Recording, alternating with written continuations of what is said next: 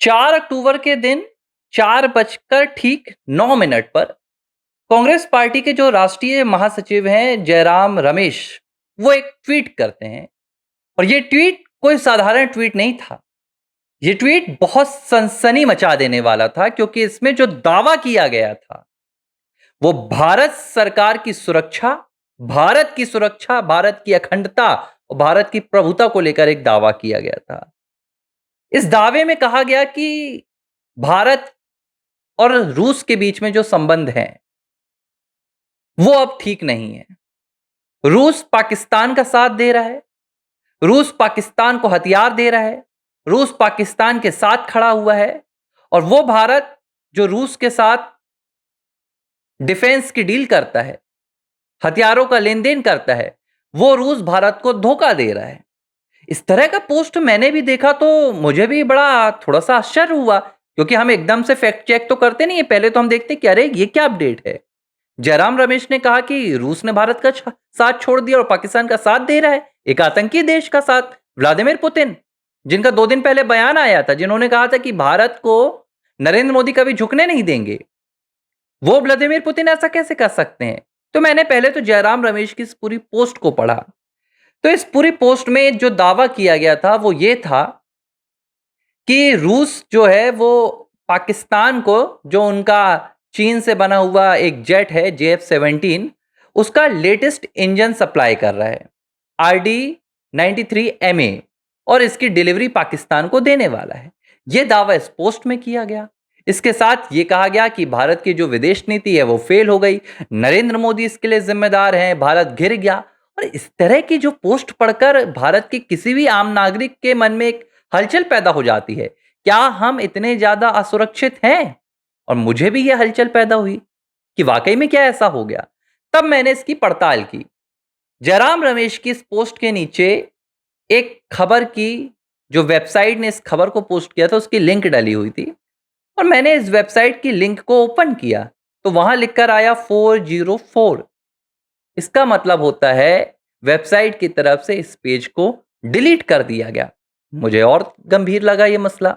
मुझे लगा कुछ तो बहुत गड़बड़ है। मैंने तत्काल जो भारत सरकार की जो ऑफिशियल वेबसाइट्स हैं, जो मॉस्को की तरफ से जो ऑफिशियल अनाउंसमेंट आते हैं, यानी कि रूस की तरफ से, कुछ रशियंस वेबसाइट में मैंने तलाश की तो मैंने पाया कि मॉस्को ने बकायदा इस बात का खंडन किया है और रूस ने कहा है कि इस तरह की कोई भी प्रोसीजर हमारे तरफ से नहीं हुई है। तो सवाल उठता है कि जयराम रमेश के पास ये खबर कहां से पहुंची? कांग्रेस पार्टी इस एजेंडे को भारत में क्यों फैला रहा है? तो थोड़ी और हमने मेहनत की, थोड़ी और पड़ताल की तो पता चला कि इस तरह की जो खबरें आई हैं, इनकी शुरुआत सबसे पहले इस्लामाबाद से हुई।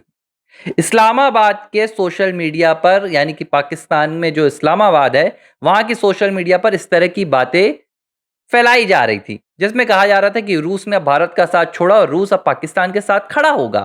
और इस्लामाबाद में पाकिस्तान एक एंटी इंडिया एजेंडा वहां पर चला रहा था।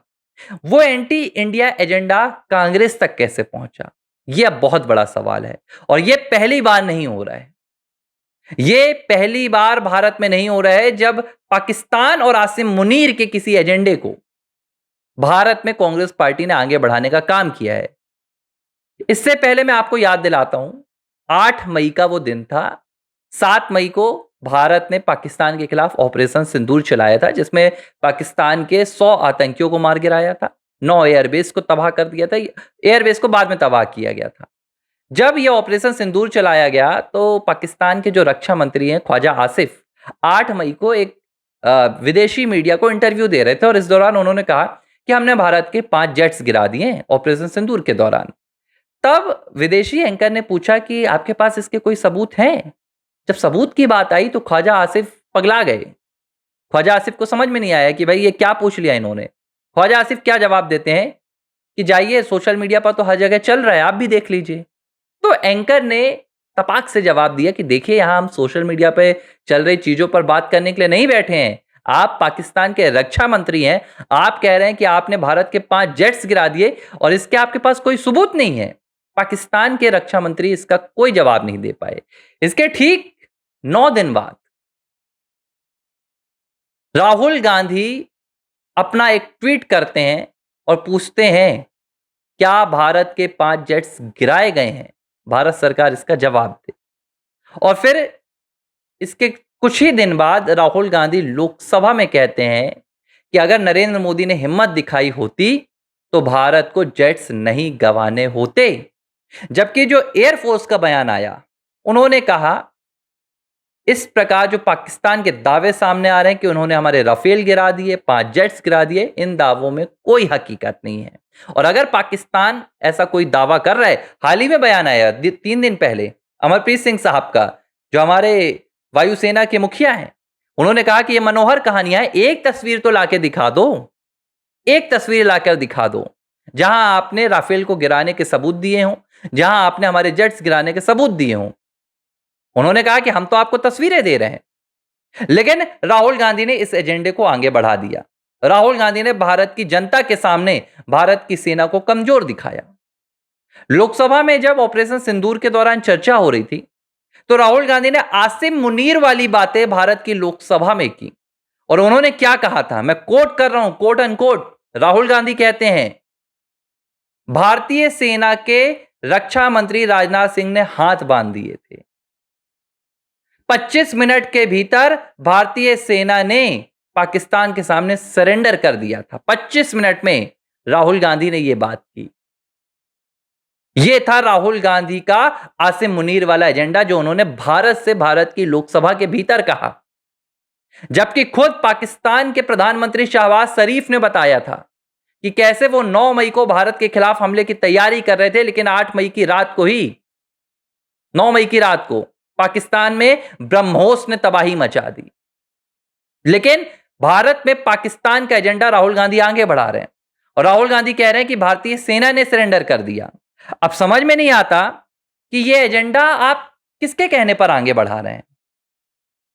जयराम रमेश ने यह जो ट्वीट किया, यह किसके कहने पर किया? क्योंकि यह खबर तो पाकिस्तान में चल रही थी, भारत तक, कांग्रेस पार्टी तक कैसे पहुंची?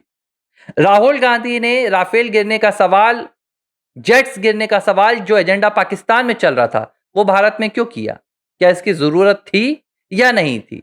अब ये जो तमाम सवाल हैं, ये एक कनेक्शन को जन्म दे रहे हैं, जो कनेक्शन कहीं ना कहीं कांग्रेस पार्टी और पाकिस्तान के एजेंडों के बीच नजर आ रहा है और भारत की सुरक्षा के साथ एक बहुत बड़े खिलवाड़ की ओर इशारा भी कर रहा है। क्योंकि कांग्रेस पार्टी की आज भी 3 राज्यों में सरकारें हैं, कर्नाटक में है, हिमाचल प्रदेश में है, तेलंगाना में है।